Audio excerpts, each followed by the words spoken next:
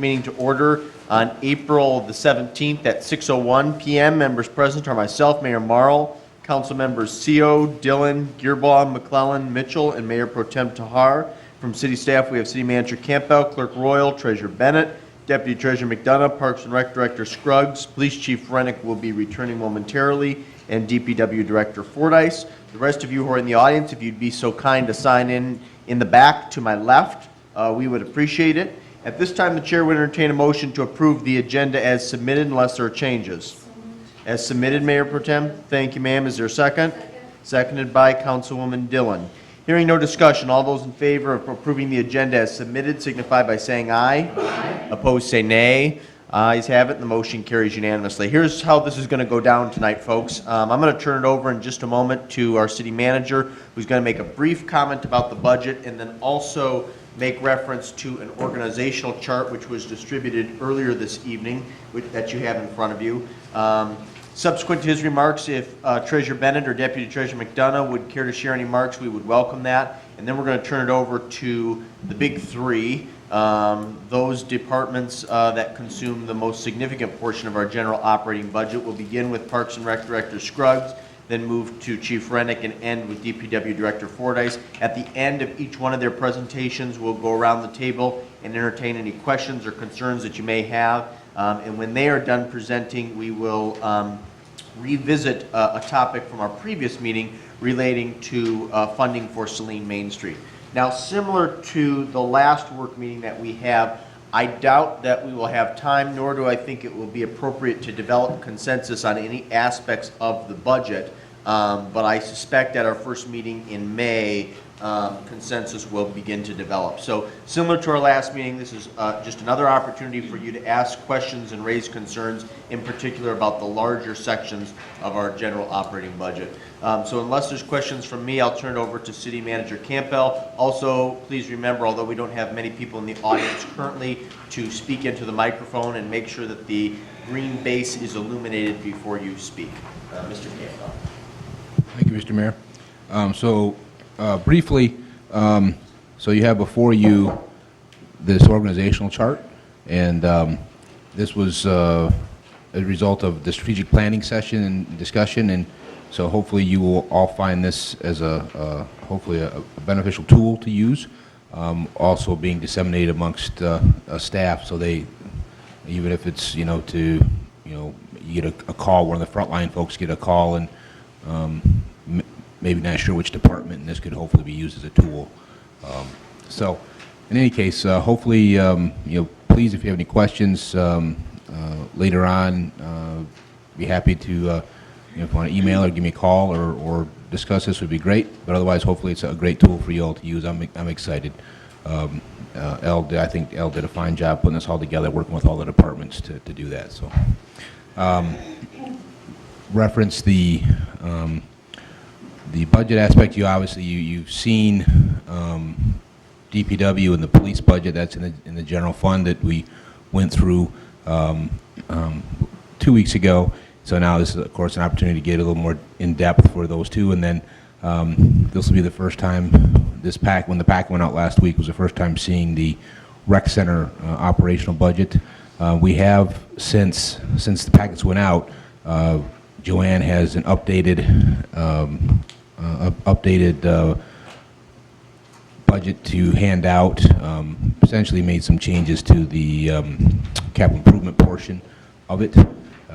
So unless there's questions of me, once Joanne hands these out, we will turn Carla loose and then we can go from there. Ms. Bennett and Ms. McDonough, you have no comments at this time? Nope. I do want to make reference, I believe it was 2 weeks ago, Mr. Gearbaugh, Councilmember Gearbaugh had some questions and I think subsequently emailed you after last, the council meeting 2 weeks ago, and you did provide a response to everyone on council. Mr. Gearbaugh, you received that and found that satisfactory? Yes. Okay, very good. All right, well, if there's nothing from City Council, Ms. Scruggs, the floor is yours. Please consume as much time as you'd like, and then when you're done, we'll work our way around the table, starting with Councilwoman Mitchell, raising any questions that members have relating to the rec center or financing parks and recreation in the community. All right. I'm just going to jump right in and jump right in. Now I'm going to jump right in. How do you? Okay. Just hold it. Okay. So my staff and I have worked hard year in and year out to present a realistic budget. I have to brag just for a second regarding my staff. They're extremely frugal. They use coupons, promo codes, you name it. They're very creative in purchasing and trying to get the best deals and whatnot. Very conscious of taxpayer monies and monies that we receive through our fees and programs. And they're also very creative, very, always thinking outside of the box to try to come up with ways to generate more revenue. Some of the programs that we offer are pretty creative. They're constantly trying to improve and draw more people in, and they're very good. So I really have to, number one, recognize my staff for their hard work. This year is no different. Our bottom line for this year, after making additional amendments and projections and whatnot, this year is looking very good. We're looking at a $1.6 million revenue and $1.5 million expenditures with a $433,000 year-end fund balance. This has come from a lot of hard work, a lot of belt tightening, a lot of going out and trying to get more people into our programs and classes and whatnot. So I really, like I said, I really have to give them a lot of credit for what we're doing. Memberships, I just want to touch on a few things. Memberships, I've said this before, but in 2014 or 13, when we initiated the Recreation Task Force, made quite significant changes in our membership fees, our hours of operation, opening it up to the school district. We have grown more than 600 membership packages in these years. We had decreased in 2012-13 to just over 2,000 memberships. And right now, last year we ended up at 2,500 memberships, and this year we're projected to go over 2,600 memberships. So we're doing very well. We're growing every year, and that's in revenue as well for our membership packages. Right now, we're exceeding our revenue by $25,000 over last year at this time in just memberships alone. Program notes, we're constantly evaluating our offerings, what's working, what's not working. None of our programs lose money. If something is we don't have enough registrations, we cancel a class or program or whatnot. But we evaluate those constantly. And things that from last year to this year that we have cut, the 5K training program just didn't really pan out. We thought we could initiate a Mastodon training program, like a boot camp getting ready for the Mastodon. It really didn't happen for us. Also the teen lock-in. The lock-in has decreased in attendance, could never find good dates that, where there's not a concert or a trip or something, and we just kind of left that alone for a while. We may revisit that in a few years, but that just wasn't doing well for us. Programs that are on the rise for us, flag football. We operate jointly with community education and the NFL, the NFL Flag Football League. They run the event or the leagues for us. They take the registrations, and we provide a facility, and it works out very well for the Saline community. That was a creative endeavor Sunshine looked into at conference one year. There was the NFL properties were there, and they offered this program, and we jumped on it, and Community Ed came on board because they actually offered flag football, and they dropped their program and came on board with us. So it's really panned out well. Our birthday party program is exploding right now. Stephanie is doing a great job of attracting birthday parties in, and that's really doing well. Our lifeguard training classes, yoga, and also our community events. They continue to be extremely popular. Yoga in the Park, which is a free program, which is sponsored through Trinity Health and Evangelical Homes of Michigan. We had over 500 people last summer come out on Saturday mornings. We're going to continue that this summer. They've agreed to continue their sponsorship. But this year we have a twist. On Friday evenings, we're going to be adding cardio drumming, 6:30 to 7:30, and another free event. But it brings health and wellness into the community, gets people out into downtown Saline.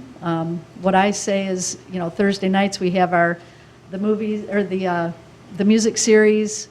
Friday night, a fun, cardio drumming. It's very, very energetic, and you might get thirsty afterwards, or hungry, and go downtown and eat. Main Street people, you're on board with that? And then Saturday mornings, kind of, start your weekend with a yoga and farmers market and Benny's pretzels and some coffee at Kerrigan. Then also, I'm talking about our community events. Movies in the Park, draws thousands of people. We do 3 each summer, or each one a month for the entire summer. The Mastodon Celtic Challenge, we had over 250 people last year. Our Spring Fest, which was last Saturday, we had over 400 people out for egg hunting and lunch with a bunny and hippity hop trail and diving for eggs in the pool. Our Halloween Boo Bash attracts over 350 princess and superheroes, daddy-daughter, over 500 dads and daughters come out that evening. So programming-wise, we're very strong, constantly changing, constantly evaluating and tweaking and trying to find new and better ways to do things. Regarding the fiscal year 18 coming up, I met with Mickey and Joanne, and we really reviewed each of we amended this year's budget, got some more realistic numbers because we're done with a few of our programs, and we have better projections for our memberships, and also made some adjustments to the FY18 budget. And as you can see, like on our revenue side, our memberships, we're projecting a fairly substantial increase in our memberships. This is by including a 5% increase for membership packages. We haven't raised our rates at all since we changed them 5 years ago. Part of that, we included 36 fitness classes, very well-received classes. The attendance in those classes increased, and sometimes they sell out. We don't have enough room for everyone. I did a lot of research, gathered a lot of data from private and public facilities, similar to what we did last time. Obviously, Washtenaw County, Dexter, the Chelsea Wellness Center, Liberty Athletic Club, Canton Summit on the Park, Arbor Fit, YMCA, that kind of grouping. So they have very similar facilities to what we have membership-wise, pools, gymnasiums, fitness classes, and so on and so forth. And I evaluated an increase of a 5% increase and a 10% increase.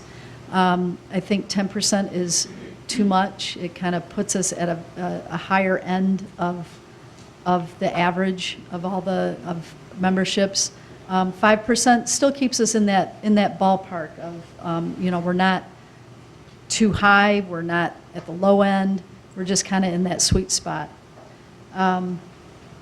And then part of that would be an increase or adding 6 to 8 new fitness classes as part of that membership. So there is an incentive for increasing that membership. We would offer things that we're lacking right now, a couple of senior-specific type of balance classes, a family fitness class, some teen-specific fitness classes, and an early morning, which we've had a lot of call for, and some additional weekend type of classes. So really looking at our offerings, our current offerings, feedback from our customers on what they are interested in and things like that, and also where are we lacking as far as demographic, who aren't we servicing right now.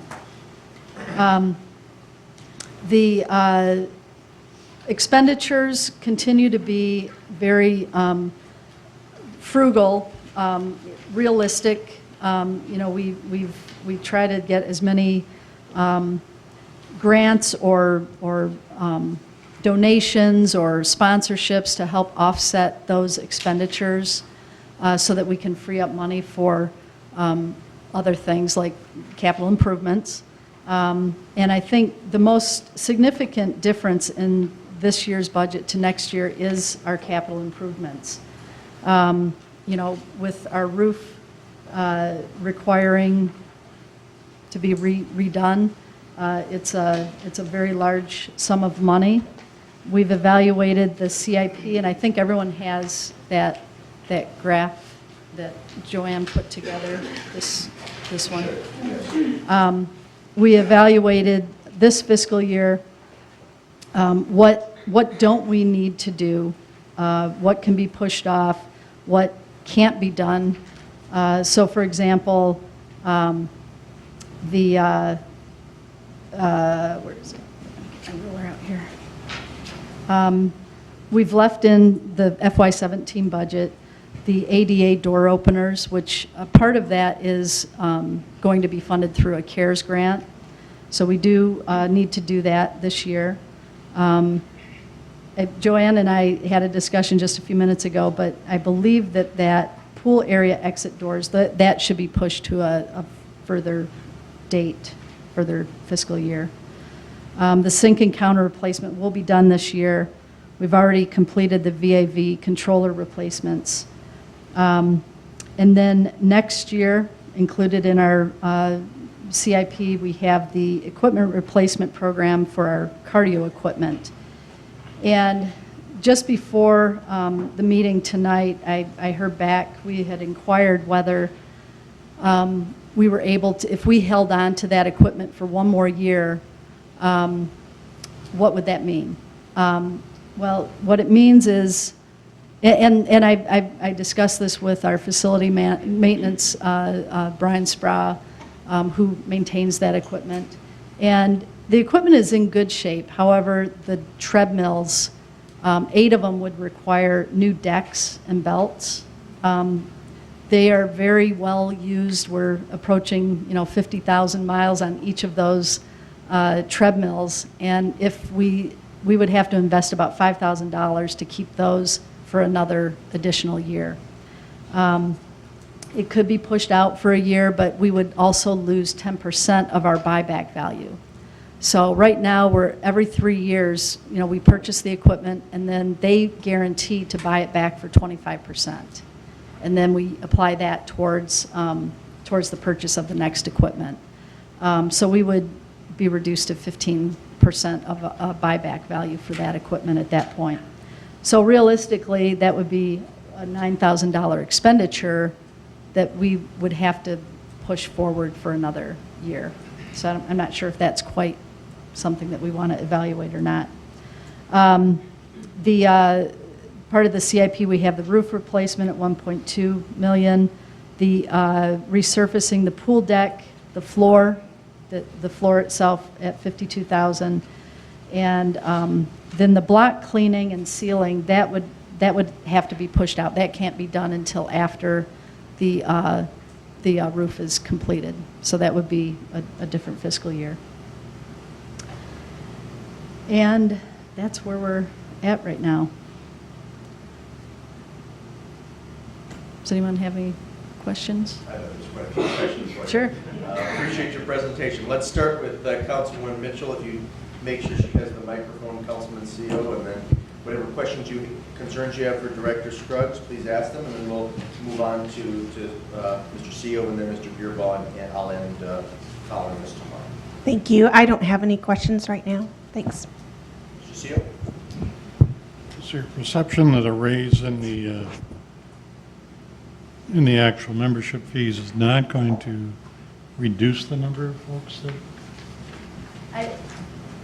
I don't believe so. Just because I evaluated what other people are paying for other facilities that are very similar to ours, and it's still in that price point. It's still a good price point. To me, we would be adding price, but we would also be adding some incentive, meaning the fitness classes. And I think it could potentially attract some additional people. That's all I have. Thank you.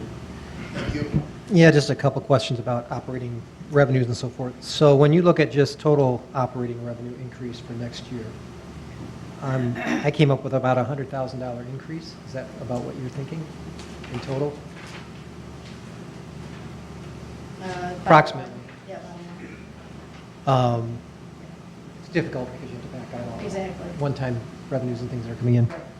When I look at the fund balance that we had proposed initially for the beginning of this year was at $233,000, and after all the budgets, it's up to $443,000. So did we postpone a significant amount of one-times to reduce the overall?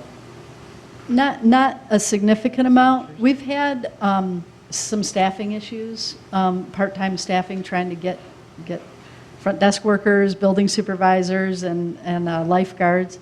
And my full-time staff has had to really step in and cover a lot of that. It's become very, Todd and I had a long discussion last week about it's getting pretty overwhelming, trying to get people to work the daytime shifts, weekend shifts. We've had a series of really weird, surgeries this year. I had someone that just had hip surgery last week. Illness, one lady who had worked for us forever, her husband's not doing well, so she had to back out of working, and she was our primary daytime person. And so we've had to fill in, so we really haven't spent a lot of the part-time expenditures that we had. So we made some realistic adjustments. So you've reduced what you expect to be for the overall payroll versus? Right. Concern with that being that if you do fill all those positions, Right. everything gets in there, then your operating expenses are going to increase. When I look at next year, I'm seeing where the $200,000 is being drawn out of the fund balance. Is that the idea, is that's covering the cost of the debt service, or is it?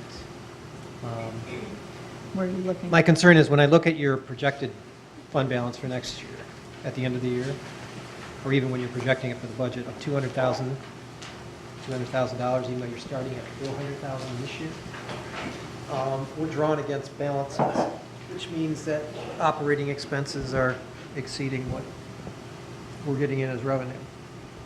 So that trend has got me worried from the perspective of how much more we're going to have to contribute from the city's perspective. And I don't know how we're going to address that if we don't really tweak the fees. So 5% may be one thing, but I'm thinking it needs to be 5% this year or more, or 5% again next year to even cover our basis. So that's one of my concerns, and I didn't know how you all were looking at that. Is this the graph that you're looking at? I'm just looking at the fund balance change All right. in your bottom line. So the question is, when we start looking at what money you have carrying forward, the fund balance is being drawn down, and we knew it was going to.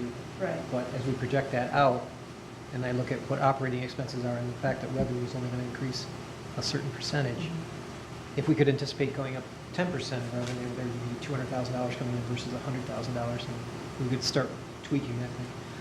My other concern is that I see where we're moving things into the future again that are capital expenses, and yet that revenue isn't there to cover that either. So it's this piece where I think we're going to have to look again either at fee increases, or we're going to have to look at additional support coming out of the villages or something, CARES or whatever. So I just wanted to bring that up as I'm looking at this, and from your perspective, Right.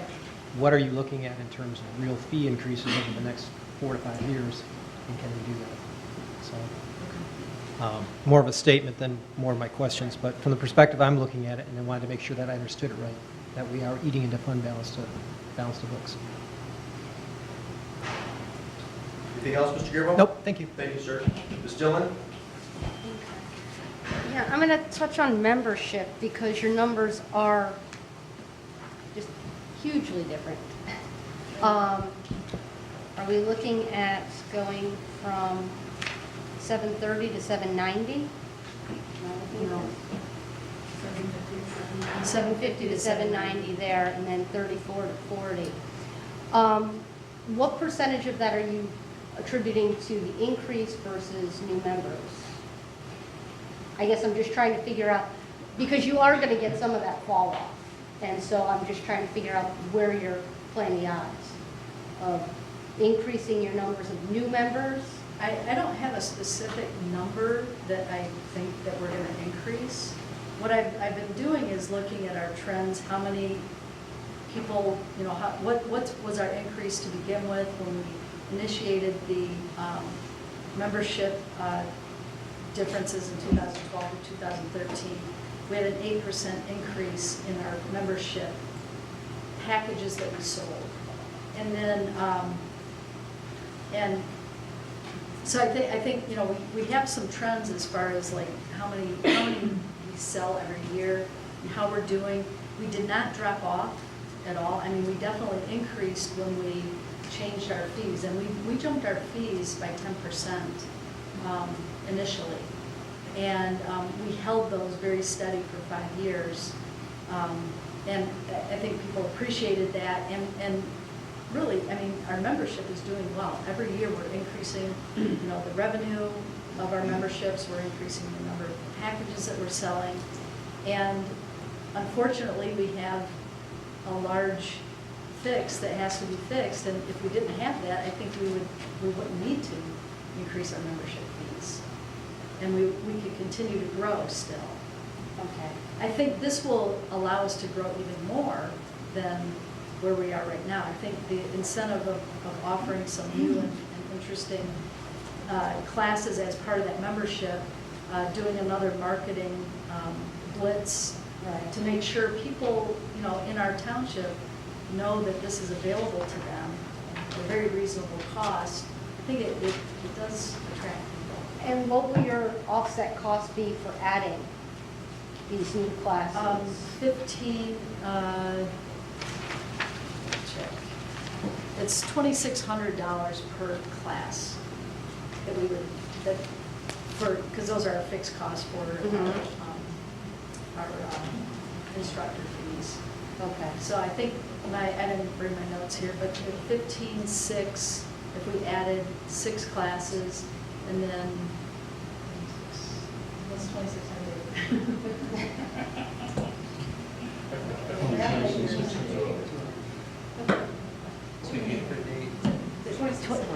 Less than 20,000. Less than 20,000. Okay. Okay.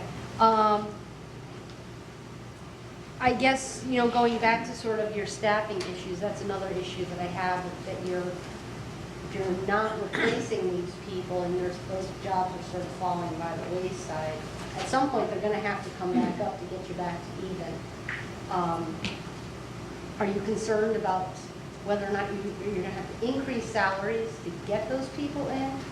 And, is that going to offset the balance there? So, we all know unemployment rates are down.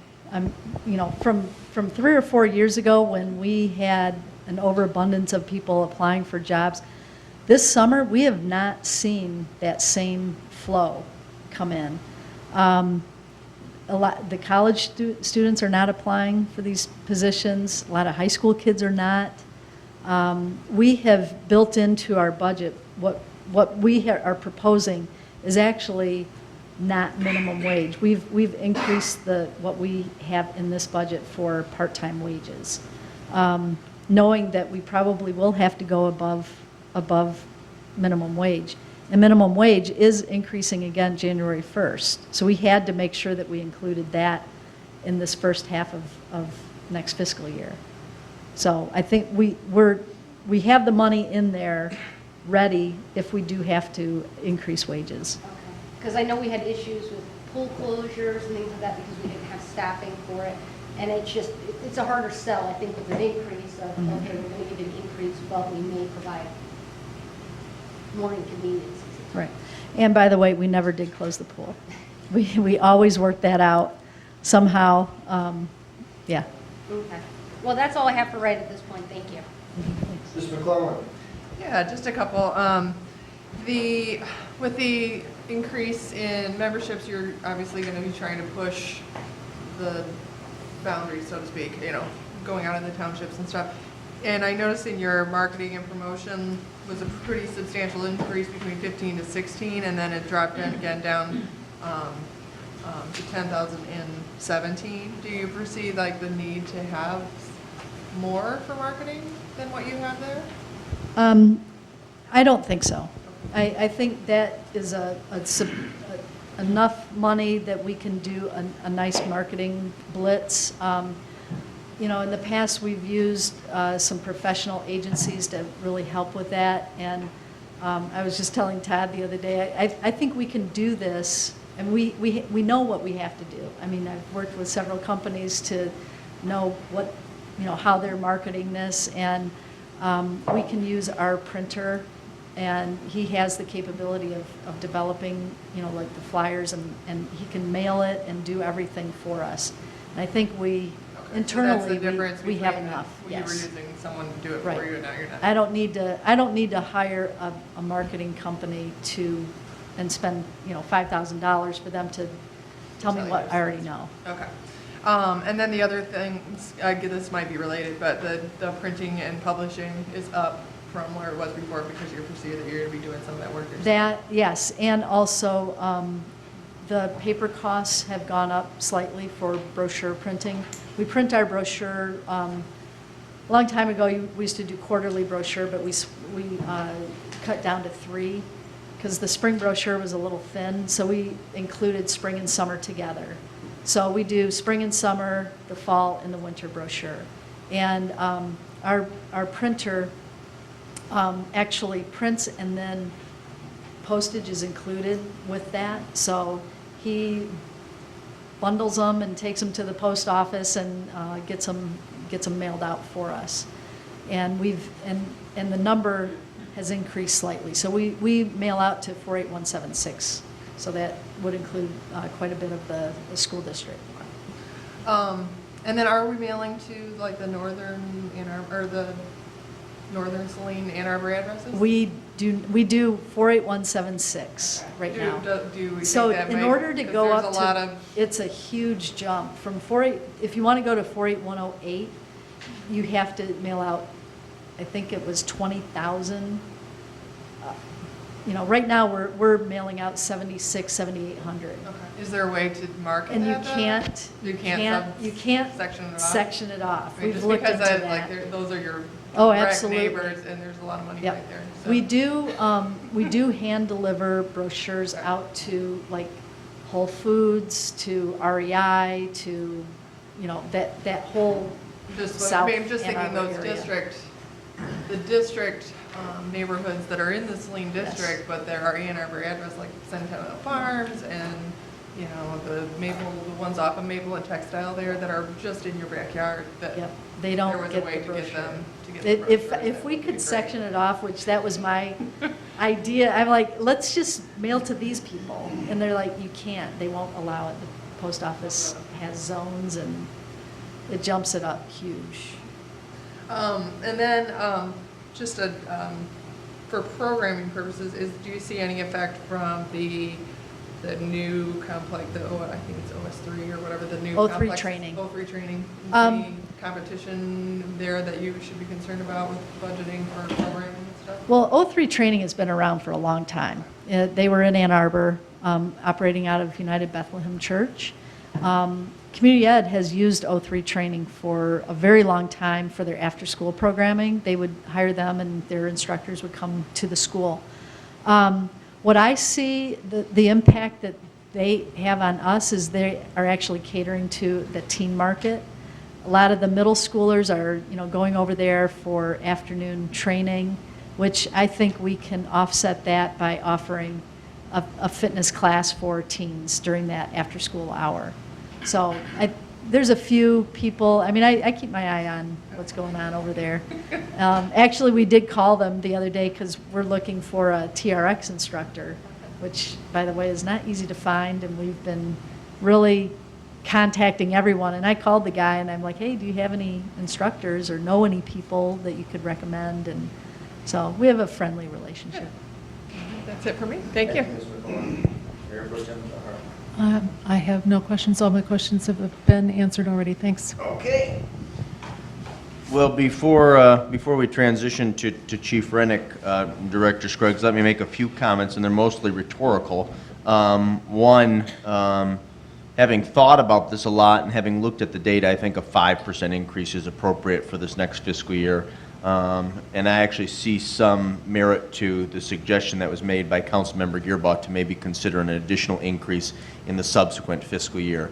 I do believe, however, that the best way to improve the viability of the center while also bringing in additional revenue is, of course, to encourage more individuals, more couples, more families to participate and buy membership packages. And so I think focusing strongly on marketing and outreach in this next fiscal year is going to be important. As it relates to equipment upgrades, I think that is absolutely critical. I think that's often one of the more compelling and reasonable complaints is the age of equipment. And people talk and people travel to other facilities, and they are really drawn to the cutting-edge, contemporary, state-of-the-art equipment. And you're absolutely right. As somebody who goes to the rec center frequently, the treadmills and ellipticals are used a lot at every hour of the day by every demographic. So I think investing in that now is a prudent choice. The other thing that I would say, and I have only anecdotal observations, but of course you and I have talked about this, and I've talked to some of your staff about it as well. I think there's great value in the free classes that we offer as part of membership packages. And I think offering classes that appeal to different demographics and clientele is vitally important. And the one observation I would make relating to TRX, relating to Get Fit, Stay Fit, some of these daytime classes that are not accessible to people who have a traditional 9-to-5 job are usually at capacity. Now, that's a testament to the type of workout one is receiving. It's also a testament to the type of instructors that you and your staff recruit. But I think that there's more demand out there. Again, talking about an 11:30 TRX class that oftentimes fills up within 10-15 minutes. I mean, you don't offer tickets for Get Fit, Stay Fit, but you've been in that class too. That gets pretty close to capacity. So I think people see value in that, and I think thinking really critically about what classes we offer, what additional classes we offer, and when, is going to really help to drive additional membership. So obviously, I think a lot of the facility, I think you do a great job. I think that, again, we said this back in 2013, 2014, when we had the rec center, the sustainability task force. People can do their own research. But if you're looking for a facility that has a reasonable cost, is convenient, offers amenities to people of all ages, including a lot of free amenities that are included within your membership, there's not really any comparison. Now, I know there's facilities out there that do a lot of hand-holding and coddling, and if you need that kind of affirmation, that's great. But, if you're looking for something a little more straightforward and inclusive, I think our center provides and meets a lot of those needs. And just so you know, we really have seen a huge increase in families coming back for memberships. We had a big drop-off when the economy did not do well, when families were having to pay for school, activities more out of their pocket, and our family memberships and the amount of teens coming into the building decreased pretty significantly. And we're seeing the teens again, which, in my opinion, that shows me that, we're significant again.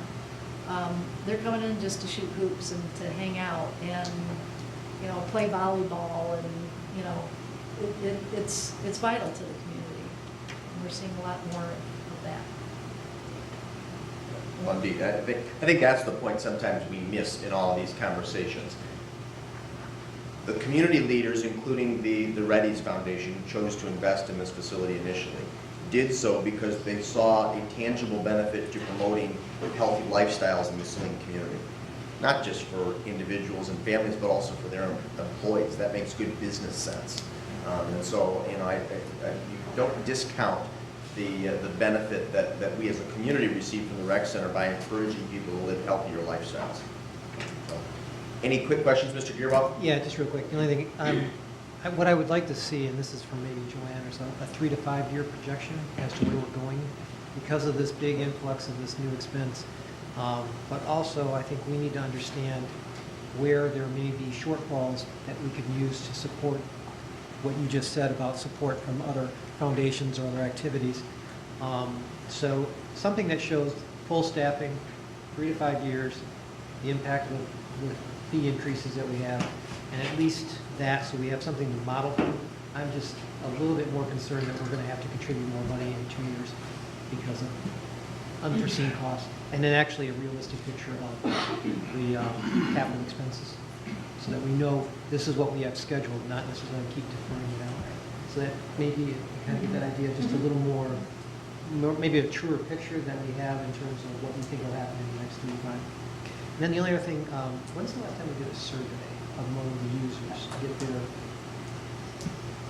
not to pay for one, I know, Mickey Joe just looked at me.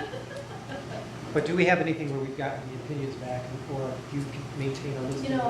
We have comment cards, so we do constantly get people that will, if they have a suggestion or something to say positive or negative, they can fill out a card and we take a look at it and whatnot. We have not done, we do a lot of Survey Monkey, like after our programs and classes and things like that, to get the feedback. After our park rental season, we send out surveys to people. We have not done a membership survey per se recently. Because that would be helpful for, I think, operations, but also for council to understand what the users are seeing versus what you see, and maybe we can understand better. And then just on the other thing, promotions, when you're talking about the mailing, do you ever work with the school district? Because I'm knowing they're sending out mailings. They should have an ability for us to do a similar type of mailing to your addresses. When you were saying you can only mail 48176, the school district must mail out to their whole constituency, so we could use what they're doing to reach the exact same Yeah, I think audience. they do the same thing we do. Well, I didn't. Yeah, I'll check into that though. Thanks. And Ms. Scruggs, Mr. Gearbaugh reminded me, we got to chat sometime this week about that grant opportunity that I briefly mentioned to you in the copy room last week, because they need some sort of documentation by the end of this, end of business day on Friday. Okay. Okay, good. Let's transition then. Chief Rennick, I'm going to yield the floor to you. If you want to take maybe 10, 15 minutes to go over your budget, then we'll actually start with Ms. Tahar on questions, and I'll end following Ms. Mitchell. So the floor is yours. Okay, thank you. First of all, it won't take 10 to 15 minutes. There's not really a lot of change in the police department budget. I will highlight the couple of changes that there are. The most significant change, of course, is the wages, and of course, the police department, 90% of our budget is made up of benefits and wages for the employees that work there. And so with the advent of the last contract that was signed, there's going to have to be certainly a 2.5% raise across the board for each and every member of the police department. And that, of course, relates to everything, overtime, it relates to anytime we utilize an officer, of course, there's going to be 2.5% more. And I know Mickey Joe's got the information on what the costs are for pension benefits and those kind of things. So, like I said, 90% of my budget is wages and benefits. So The actual part that I really looked at was, what is it that I can do with the amount that's left? And so, a couple of things. First of all, I'm proposing that we join the consortium of Southern Michigan Training Institute, and what they do is they ask for half of our 302 money, and then they provide a significant amount of training either here or in Lenawee County or in surrounding counties at a very, very reduced rate. As a matter of fact, to send each and every one of our officers through driver's training would be more than the cost of the entire consortium for the year. So I think it's a great bang for our buck. I did increase our training budget by a little bit this year to cover those costs. So we're looking at about a $2,000 increase in our budget that we hadn't had before to join the consortium. We also have a Ford patrol vehicle budgeted in our budget this year, significantly reduced from the Chevrolet. It's about $10,000 cheaper. We have our first one last year. The officers that are assigned to it absolutely love it. Alex out at the DPW appreciates working on it. Maybe Jeff can speak to that a little bit more. But so we're looking at it also an addition of another marked patrol unit this year. Chief, real quick on that. Yes. Sorry to interrupt. Just so there's no confusion.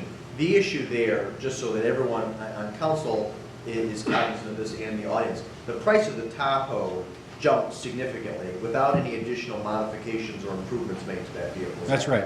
Approximately $10,000 is what it went up. And so by going with the Ford, of course, we were able to maintain about a $26,000, $27,000 cost as opposed to something in the mid to high 30s. And again, I'm correct when I say there were actually no improvements made to the Tahoe. No changes. Right. It was just an increase. As far as the personnel change, one of the items that is proposed is a school resource officer. We are still waiting to hear back from the schools whether this is going to happen or not, but all indications are that it's going to, and if that's the case, then we're going to have a replacement for our school resource officer.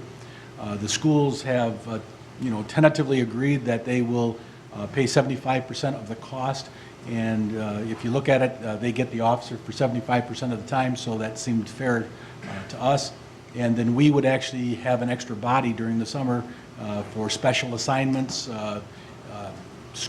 There's Safety Town, there's things that the officer could do that right now we take him off the road to allow him to do that we won't have to necessarily do that. And we actually have an extra body, which would be great for maybe even some selected traffic enforcement.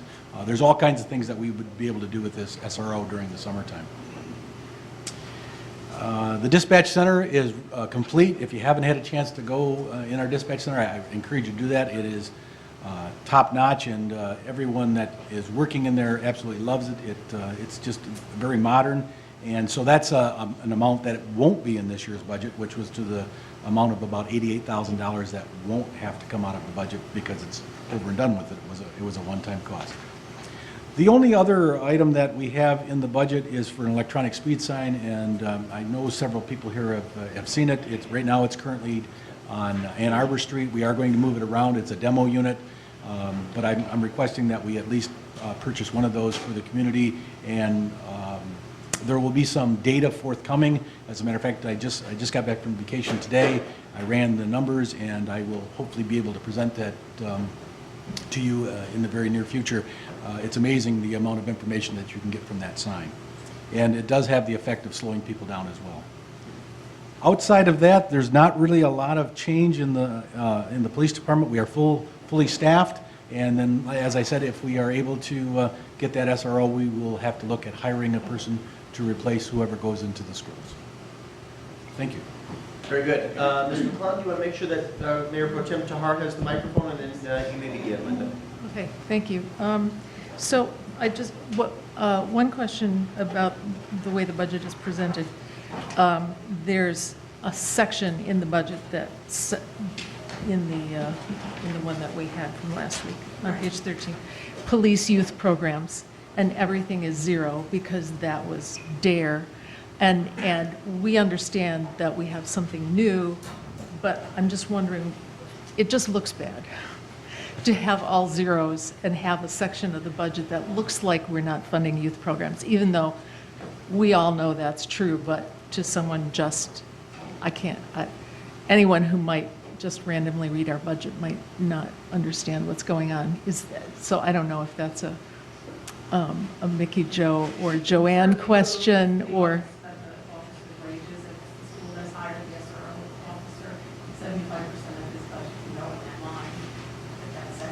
Right, I believe that's something that can be done. I don't like zeros in a budget either, I agree with you, but I believe it's an accounting thing that once you pay for something out of a line item, it has to stay there for so long, and so it has to be there, even though we're not necessarily putting money into it, it has to stay there for accounting purposes. But I agree with you, the zero looks terrible. For the council's benefit, chief, and for the public's benefit, do you want to comment on the successor program to DARE? Actually, I was speaking to Officer Rinch today because we had a mayor for a day and a police officer for a day from Woodland Meadows, and that came up, and it seems to be going very well and well received by the schools. Do you want to comment on that briefly? Sure. The DARE program certainly was a great program, but it was never fully implemented the way it should have been. When DARE was created, it should have been implemented in the elementary schools, in the middle school, and in the high school. But a lot of agencies didn't have the money, they didn't have the personnel, and so what happened was that they would put an officer in at the 4th or 5th grade level only. And that's the only time that they would see a police officer. The TEAM program, which is teaching, educating, and mentoring, was a program designed to put a police officer in every grade from kindergarten all the way through 12th grade. And we have successfully done that in the city schools. We have somebody that goes, Officer Ringe goes into the schools, kindergarten through 8th grade, and teaches at every one of those grade levels every year. And this is now our 2nd year. It's very well accepted. I'm not sure that they're going to implement it in the high school because that's certainly additional duties for their SRO. So I won't speak to that, but it is happening in kindergarten through 8th here in our city schools. And it is a great program. Officer Ringe gets to see everybody, like I said, from kindergarten through 8th grade, and he touches them at least, once a year, which is wonderful, as opposed to just seeing them in the 4th or 5th grade. That's it, thank Sorry you. to interrupt. No, that's perfect, thank you. Ms. McClellan, please. No question, just a tag along, I guess, question to the last. So the high school and Harvest don't have city officers, correct? Because they're Pittsfield Township, so. That's correct. I guess that doesn't make any difference to you then. I was just wondering if they have a program that's similar at Harvest, but that's neither here nor there. Yeah, I certainly can't speak for Director Harshberger, but I know that we offer them in our schools, and I'm just not sure whether they're offered there or not. Okay. No questions on that. Very good. Councilwoman Dillon. Thank you. I'm going to piggyback on those questions. The SRO officer at the high school, what is his deal through Pittsfield? Is he set up the same way that they're proposing for the city through Pittsfield? Like, is he a Pittsfield officer that they're paying a percentage to? Do you know any of? I just want to make sure that it's, an even deal. Yes, but I can't answer that with a yes or no, so let me explain. It's the same type of deal, the only difference being that our officer is actually going to be doing more than the Pittsfield officer. The Pittsfield officer is only there during the school year. We actually have some summer programs where our officer is going to be involved. So our percentage is a little bit higher in the city as opposed to the Pittsfield officer. The design of the program is exactly the same, though. Okay. Go ahead, please. If I may, just to help, or hopefully help. The agreement between Pittsfield and the schools is 50-50. They split the officer 50-50. You may recall when Superintendent Graydon came and spoke to you all a number of months ago now, talking about the possibility of the SRO officer, and you all and we told him the same thing, and then you all echoed that it would need to be cost neutral, because the difference with Pittsfield is that they're a large enough department that they can absorb that extra officer being out in the schools all day, every day. We don't have that ability if we want to continue our staffing levels. So that's when we said, hey, we need it. That's why we proposed 75% reimbursement from the schools. Thank you. Okay, then I'll move off that. That's however that works. Cars, my pet peeve. Do all the other departments get new cars every year? It just seems, We have a small city, and we have paved roads. It doesn't seem like those cars should take that much of a beating to have to be replaced so often. Well, we actually have 5 patrol cars, 5 marked patrol cars, and so they're driven 5 years before they're rotated out. And at the end of the 5 years, and I'm sorry, I don't have the mileages for you. Perhaps Jeff has that information. Typically, it's about 120, 130,000 miles when we rotate them out of police duty. Okay. So I think even though we have paved roads, by the time we're done with them, they're probably not worthy of being a patrol vehicle anymore, but we do utilize them. As an example, right now, I'm driving one of the older vehicles as my car. So, as a matter of fact, the detective is as well. The detective's driving one of the older Tahoes at this point. So, we probably get 7, 8, 9 years out of them before they're actually rotated out completely. And I know that the Explorers are less expensive, but are we losing that benefit through having to buy all new outfits for them? No, because they change the Tahoes enough each year that you have to buy new equipment anyways. Okay. Thank you very much. You're welcome. Mr. Gearbaugh. Just following up on the SOR officer. When we hire that position, is that going to be tied into the union? So it will fall underneath my concern is if 3 years from now they decide that they don't have the funding and they cut it, what recourse will we have as a result of potentially you may have hired a new officer and yet that officer's been here 3 years, so the new officer has to go. Is the contract going to be able to allow us to make a decision based on the person that's in the position, or is it just a position in which we're going to fill it? It's just a position that we will fill, and should the school or the city decide that this is not necessarily working or the funding just isn't there for it, there's requirements within the contract to notify them, and I don't know exactly what it is. It's maybe 45 to 60 days, maybe 90 days that they have to let them know to give them a chance to get out of the contract. And at that case, if we were not able to absorb the person that we hired, then we'd have to lay them off. I just wanted to make sure that's part of it, because when we talked about this, and Jack was president of the school board at that time, we were going to have the position, and the funding just didn't come through, and everybody was excited about it, and then it just didn't happen. And I just want to make sure that we have that condition, because we can't all of a sudden absorb 75% of the position just because the schools decide they can't fund it. And I think when our meeting with Scott, we were very adamant that it had to be cost neutral, otherwise we couldn't do it. And Scott understands that. And as long as it includes all the, whatever additional costs that may be in the long run associated with it, that we charge for that benefit aspect too, so. Yes. Okay, thank you. Thank you, Mr. Gearbaugh. Mr. Seal? Chief, in your remarks, you mentioned that you're going to add a new vehicle. Is this a replacement or an addition? Is it going to increase the number of vehicles in the fleet, or? It's a replacement. Okay, thank you. So the oldest Tahoe will be Right. transitioned out. Right. Ms. Mitchell? Good evening. I was hoping to have some information from the budget we were given 2 weeks ago. I'm looking at page 12. At your professional services doctor testing, it's close to the end. It's in the last third. And so I was, it started off in 2015 at 429. There was a jump to 1,700 in 2016. Can you just talk about the circumstances that led to that kind of a jump? It's when we hire people, we have to send them in for medical testing. We have to send them in for a drug screen, vision, that whole type of thing. And so we anticipate hiring somebody this year for this SRO position, and so the money's back up again as a result of that. Got it. That's really clear. Thanks. Nothing else, Ms. Mitchell? No. Chief, anything else you'd like to add at this time? Thank you. Oh, please. I do. Just going back to the SRO position.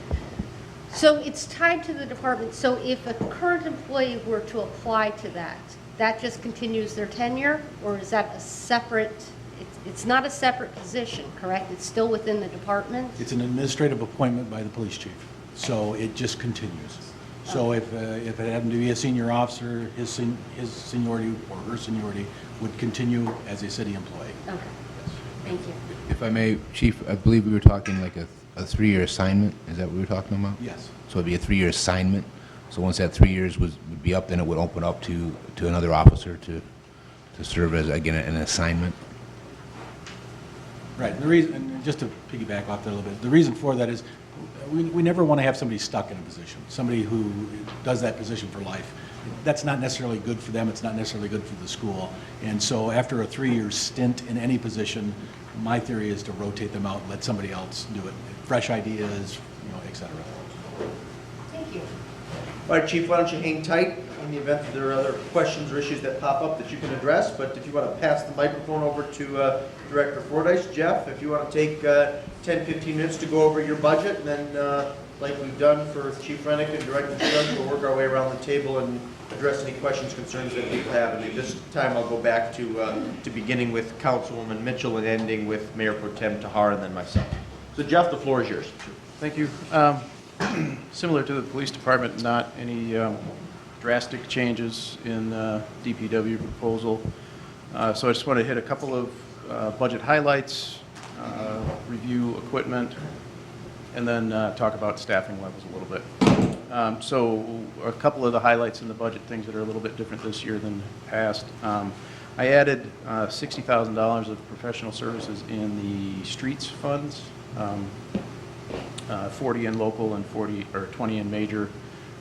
This is to allow us to do some more extensive patch paving.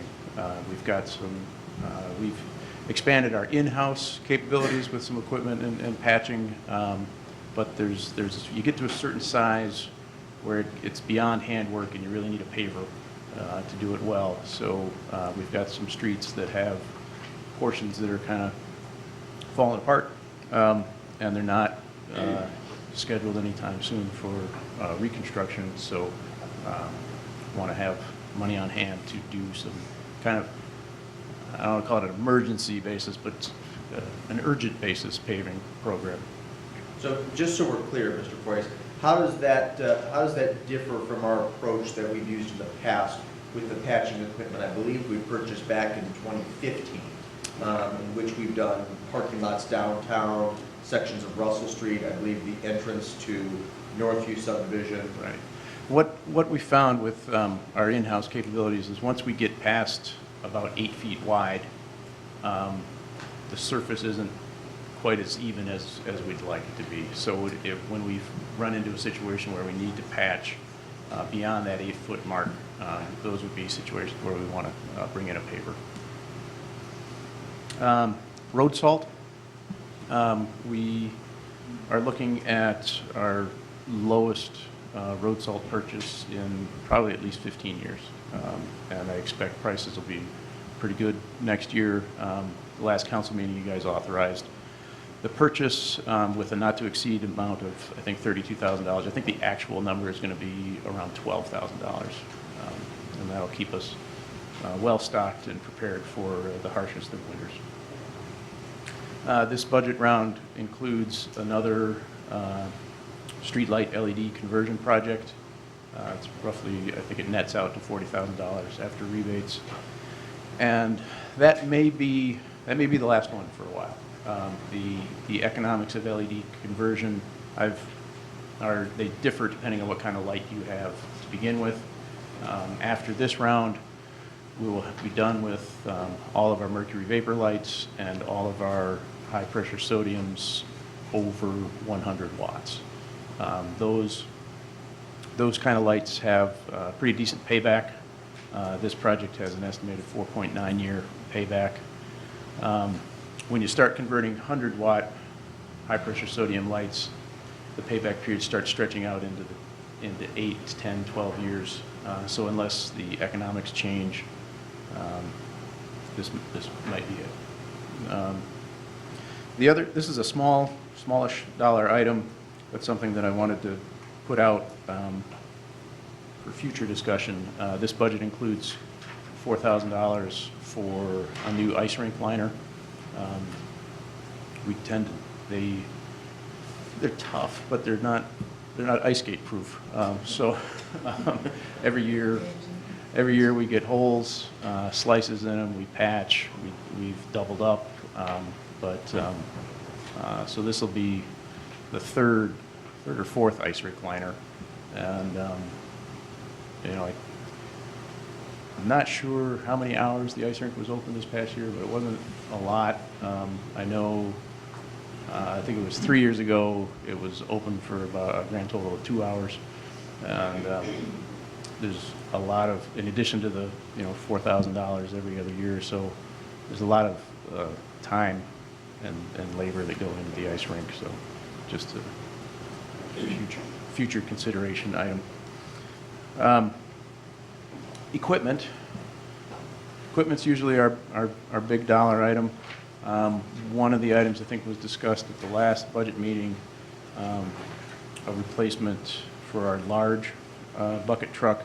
That's been put onto, I guess, kind of a contingent list if we sell some land. I think that's first in line, right? First in line.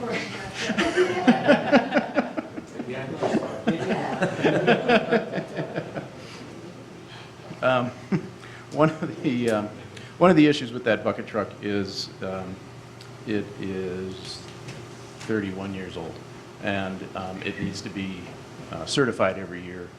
So it goes through a safety inspection. It has to be certified so we can use it. Last year,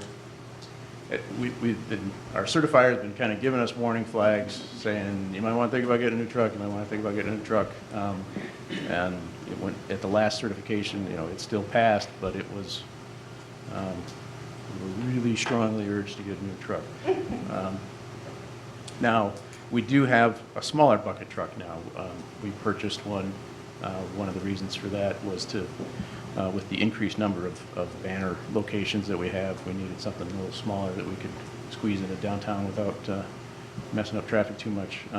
So we wouldn't be completely out of business if this one had to be decommissioned, but certainly we'd have limitations on what sort of tree work we could do if this one goes down or doesn't get recertified. Chief Rinick talked about the new patrol car. And Councilperson Dillon asked about that replacement cycle. There have been a couple budget years in the past where we didn't replace police cars at 5 years, and the maintenance that occurred in that 6th year of police duty was dramatic. Transmission replacements, steering systems, you know, all kinds of things. But so as soon as we were able to, I was a big proponent of getting back to the 5 years of police duty maximum. And then those, as Chief Rinick indicated, those vehicles do get moved on to less intense uses. His staff car is an 11-year-old former police car. The police detective is driving a 5-year-old. You know, that's their most recently rotated out. The code enforcement officer was driving a 8-year-old former police cruiser, and we've got one assigned to PCF. That one's a 7-year-old. So, so they stay around. They're not just discarded after those fun years of police use. We have a couple of lawnmower replacements. Pretty old stuff in the lawnmower world. We've got a 9-year-old mower and a 12-year-old mower going up for replacement. A couple of smaller items. The big ticket item is our Vector. Our current machine is a 2006, 11 years old, and we had a pretty significant parts failure on it this year that we had to spend. I think it ended up being $11,000 to repair.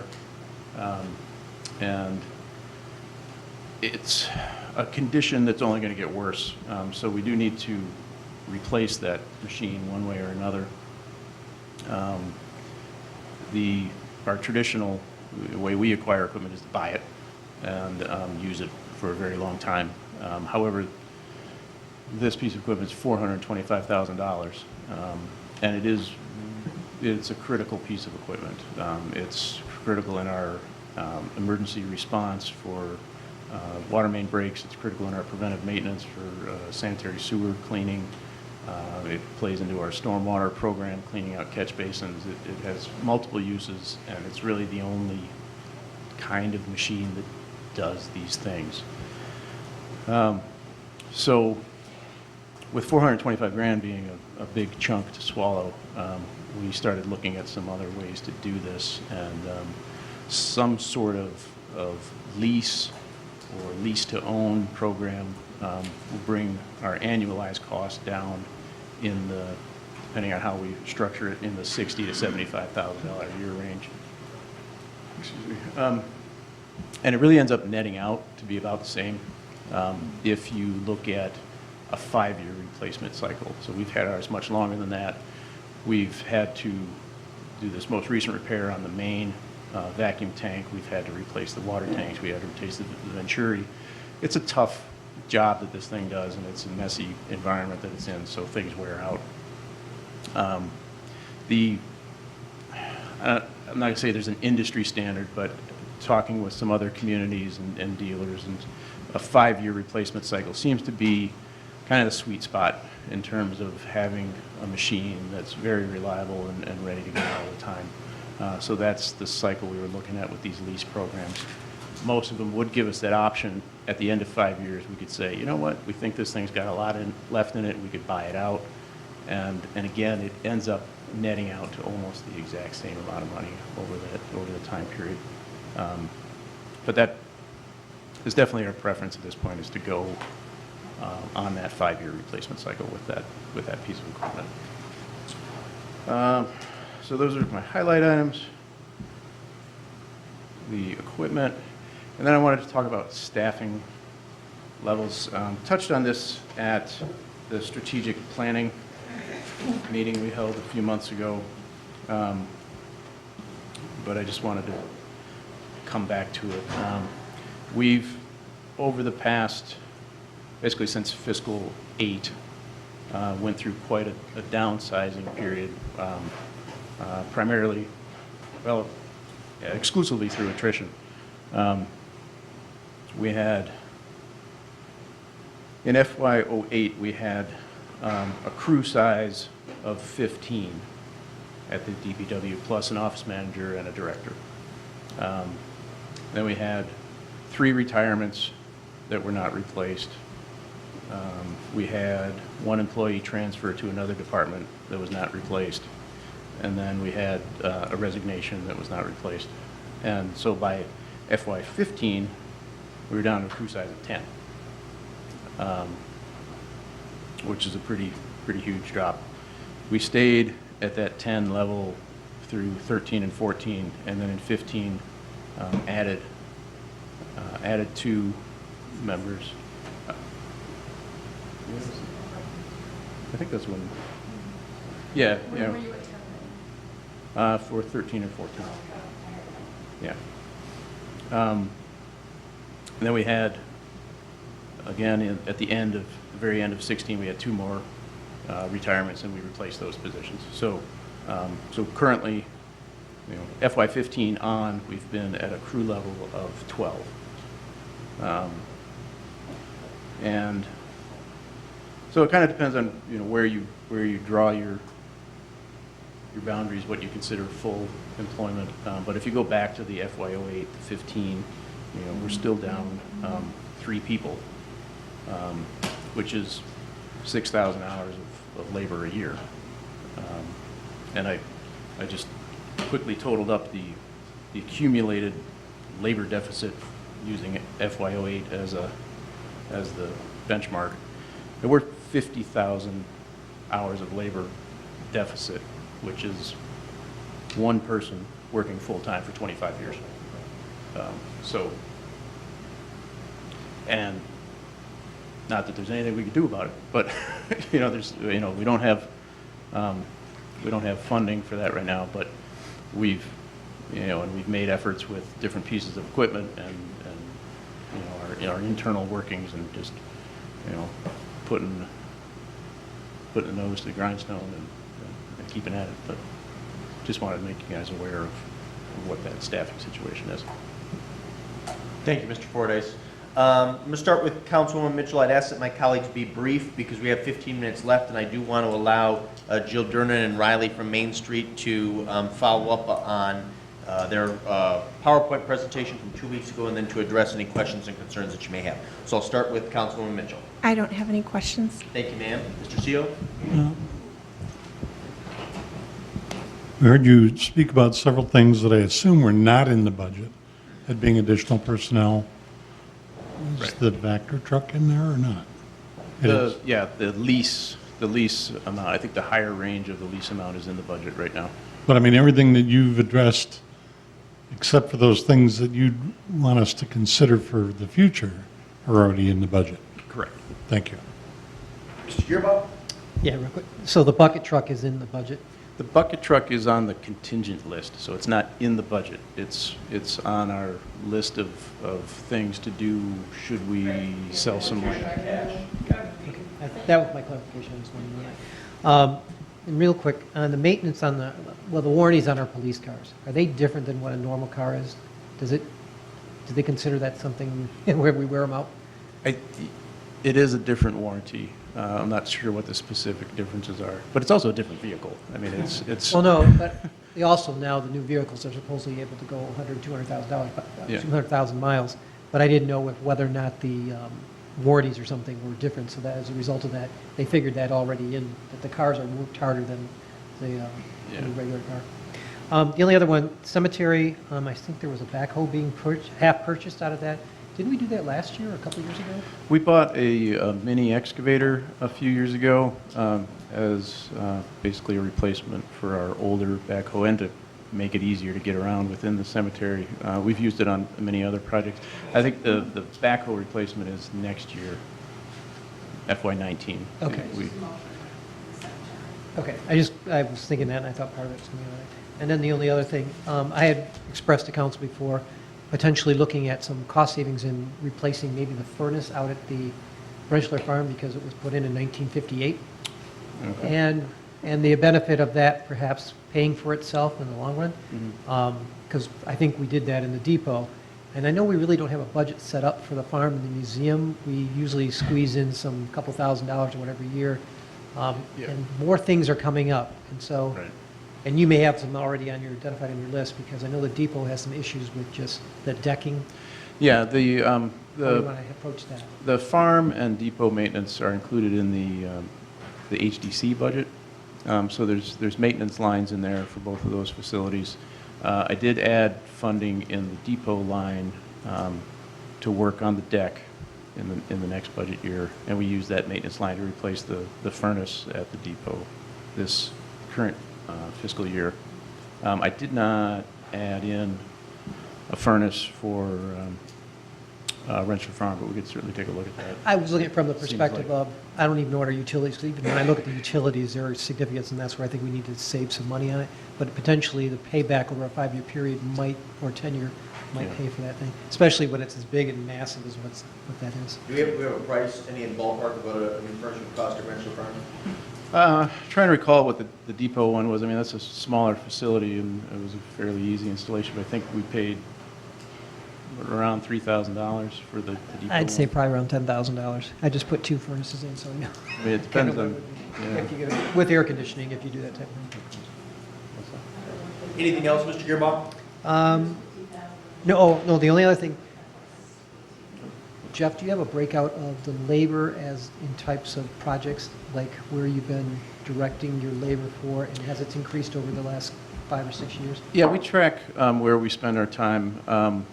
Some of the areas we work on, we do a very specific post-event cost summary.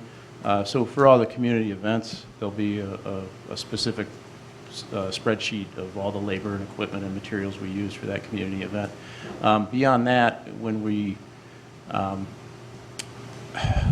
the other ones are it's a little bit more general. So if we're working on sanitary sewers, that time gets charged to the sanitary budget. If we're working on a water main, it gets charged to the water main. I didn't We know if do- you had main categories to which we could see where that growth is occurring and help explain where we really do need to add staff or where we may need to be addressed priorities. Yeah, so I mean, our labor is it's broken down that way. We could go back, I guess, and look at, how it's changed from year to year. Yeah, And you can see a month-by-month, year-to-year change in our monthly reports, which is just kind of a snapshot, so you could look at this month and say, whoa, we spent 300 hours on sanitary this year, and this same month last year, we only spent 150 hours. It doesn't really tell you that much with that little snapshot, but it gives you a little idea how things are shifting around and changing. Yeah, we can look at that. Thank you, Mr. Gearbaum. Ms. Dillon? I'll be really quick, I promise. The old bucket truck, the large one, the sucker machine, do they have any value as resale, or are they just being scrapped at this point? The Vector has fairly significant resale value, yeah. And actually, we've had some people who are interested in it. The bucket truck, the truck itself might, but the lift mechanism does not. Okay. And then as far as your staffing shortage, is that causing an increase in overtime for your current staff? Or does that mean that projects are being postponed because you don't have staff available? It's mostly a deferring situation, yeah. Our amount of overtime, I think, has been fairly consistent. Obviously, a lot of it's weather dependent, how much we need to come in, and emergency dependent, but I think that hasn't really changed that much. Okay. Thank you very much. Couple of questions. The farmer's market moved to Rentschler on Tuesdays. Is there any issue there with insurance or cost increases for activities happening there that weren't happening before? The DPW has not been involved in the Tuesday farmer's market at all. And so now it's at a facility that we are involved in. From listening to the presentation on the move and talking with the Historical Society president, I don't see any work there for us, unless something weird happens, like they knock over the window or something. So it's, Okay. And then I might know the answer to this already, but I'm going to ask it anyway. The banner, like new banners, purchasing new banners, Christmas decorations, that kind of thing, that doesn't come out of your budget at all. That comes out of Main Streets or in the TIFA funds. It comes out of a number of areas.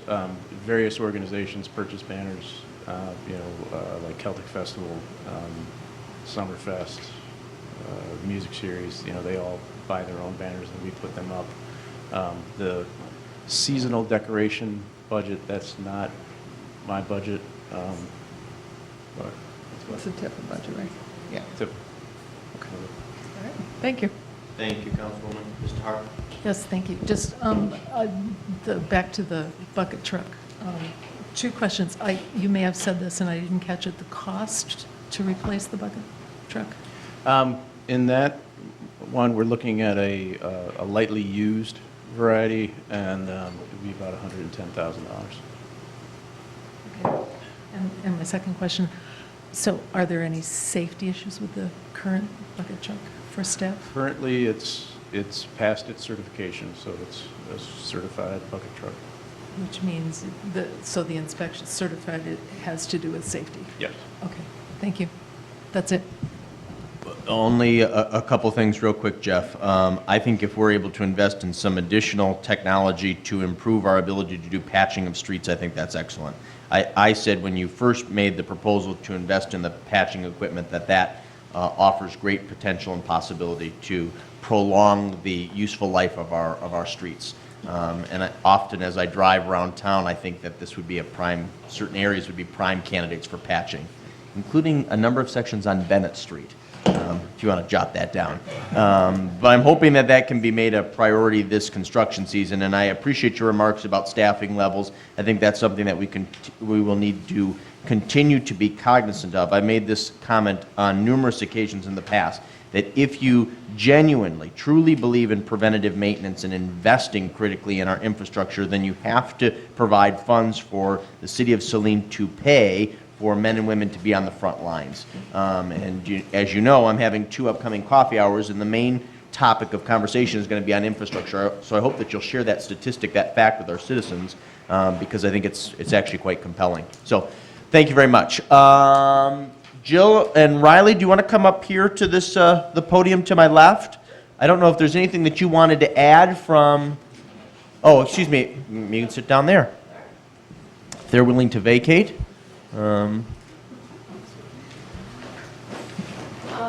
Nothing to add to our presentation from 2 weeks ago. We just wanted to field any questions. We didn't have time for that last time. Excellent, very We good. did bring more copies of the budget that we handed out 2 weeks ago. Okay, well, yeah, why don't you distribute that again? So it's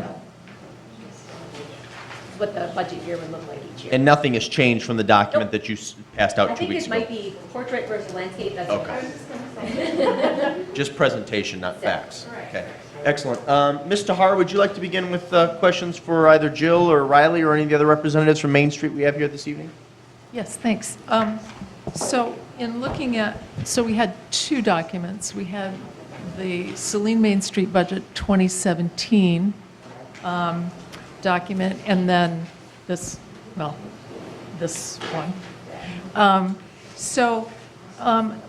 First question, this is Saline Main Street Budget 2017. Are you on a fiscal year, or is it an annual? Our fiscal year is the calendar year. Okay, so, That's why it okay, so numbers this look a is, little different. okay, so this is January to December, okay. So, and it's showing the 2017 budget as I'm reading it, $37,000 in income from the city?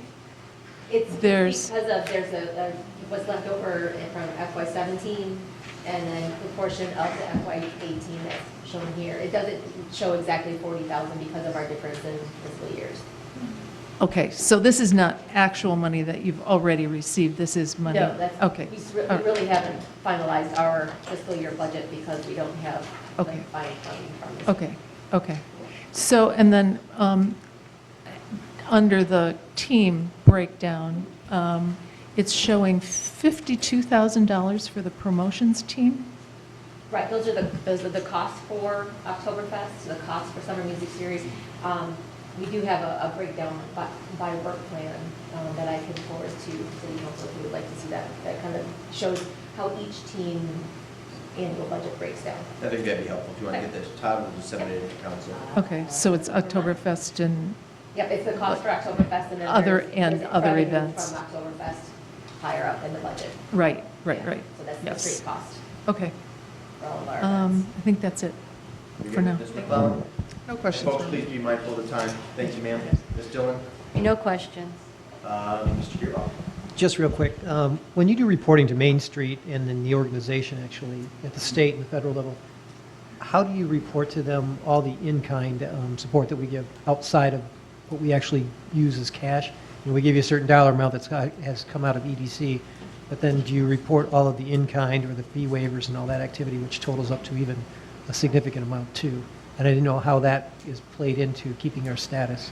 Yeah, we, for in-kind donations beyond the city aspect, we do receive in-kind from corporate sponsors. So we do report that to the Main Street program at the MEDC. Along with what you include on your in-kind, it typically shows in our budget what we predict it to be printing-wise. DPW, we haven't added that too much. It's kind of been a general number that we expect from the city to provide in-kind, and that's been reported to, Okay. to the Main Street program. So those total figures, all those do get reported to Main Street, so we Yes. see the total amount of city contribution is more than just what we Yes. transfer as cash. Exactly. Okay, thank you. Thank you, Mr. Gearbox. Mr. Seal? No questions. No questions? Ms. Mitchell? I have questions. I'm going to be mindful of time. Please. I Thank had you. sent some questions earlier today through Todd, asking Mickey Joe. I just want to make sure that my understanding is correct. So in general, we have sent about $40,000 to Main Street. Is that correct? I'll be happy to. So we have a 5-year, we're in our 5th year of our initial agreement between the city of Main Street. First year actual spent was $57,406 and change.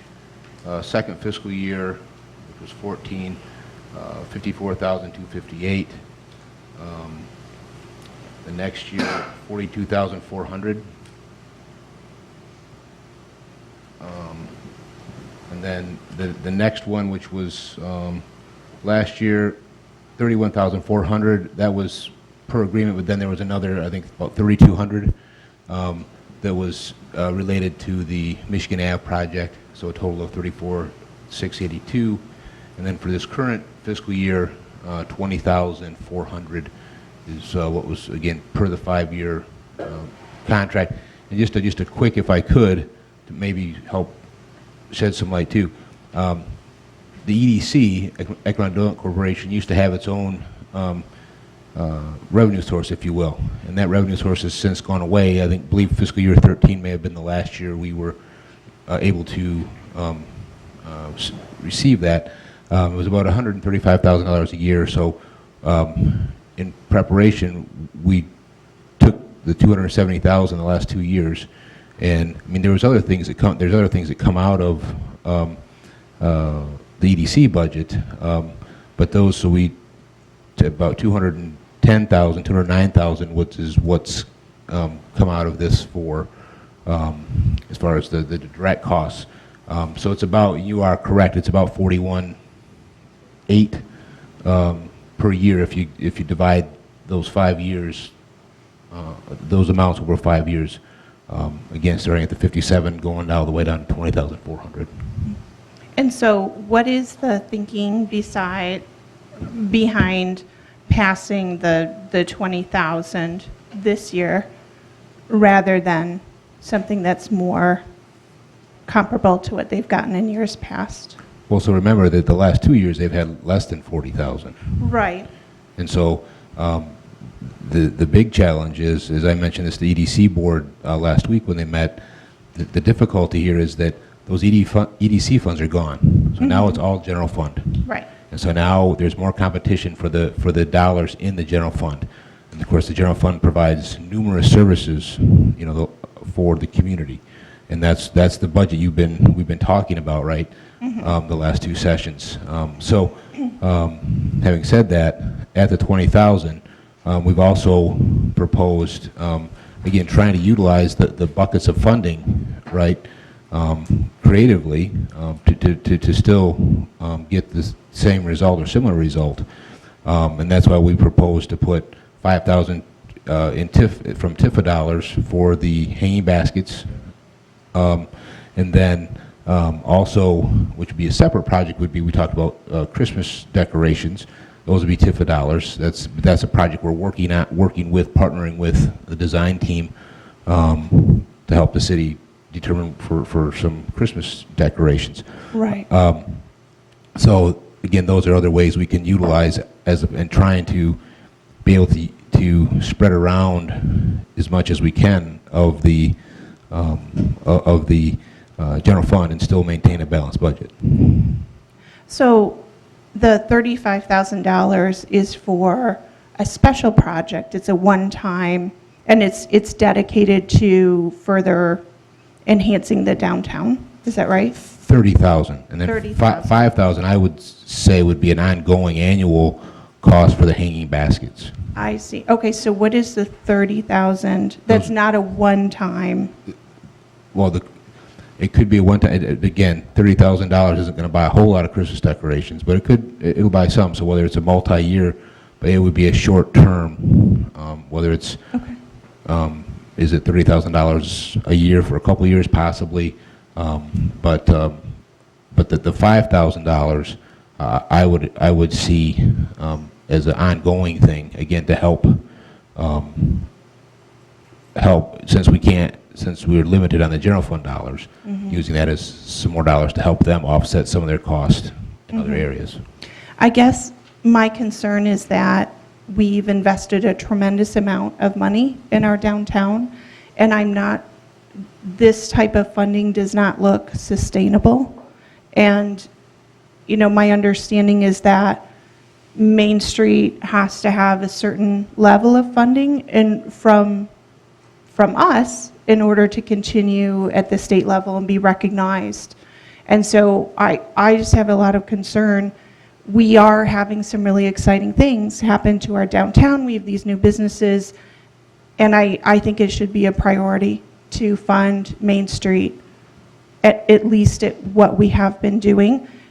this special projects notwithstanding. And maybe the special projects need to be not so special in order for us to have operating funds, and have that cost more slowly. But I sure do want to see a funded Main Street. Okay. I hear you. No, I apologize. I think that's a great place to end it, and I appreciate those comments, Councilwoman. Jill Riley, I appreciate your patience as well. Can we do this? Can one of you or both of you be here at the beginning of our next work meeting 2 weeks from today at 6 p.m.? I'd like to start with the topic of Saline Main Street, and I think that sentiment is shared by a number of my colleagues. Yeah. We'll actually be at the National Main Street Conference in Pittsburgh. Okay. For that. Okay. Well, anybody else from Main Street? Rebecca, could you be here? Karen? Yeah. She's the budget lady. Okay. What is the date? May 1st. May 1st. At 6 p.m.? Okay. And why don't we do this, folks? If you do have particular questions that you're concerned can only be addressed by Riley or Jill, since they'll be absent, email those to the city manager as soon as possible, and he'll relay it to them and make sure that we get answers no later than May the 1st. Okay? And it, like, I'd rather just have a conversation, but it is a 3-day conference. So Okay. we could, in a drive and miss a day Aye. for the week.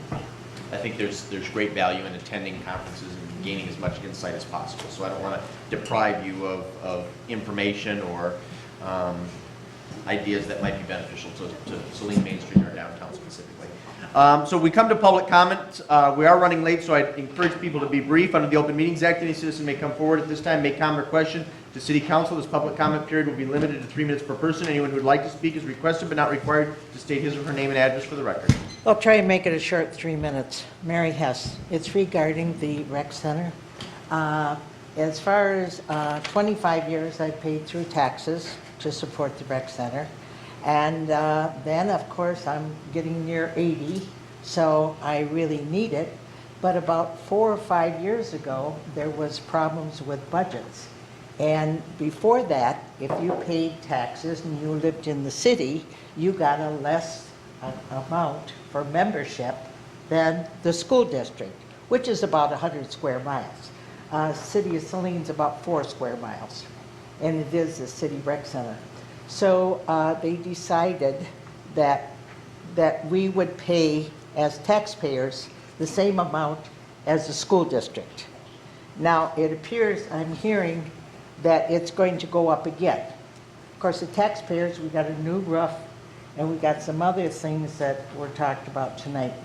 About a year ago, I brought up, as a senior, we have Care Choices, we have Priority Health, we have Blue Care Network, and with that, you have free, I'm sorry, Brian, is there a problem? I don't know. Is there a problem? I don't know, you're shaking your head. I guess that's not it. Any additional public comments? No additional public comments? Then I would entertain a motion to adjourn.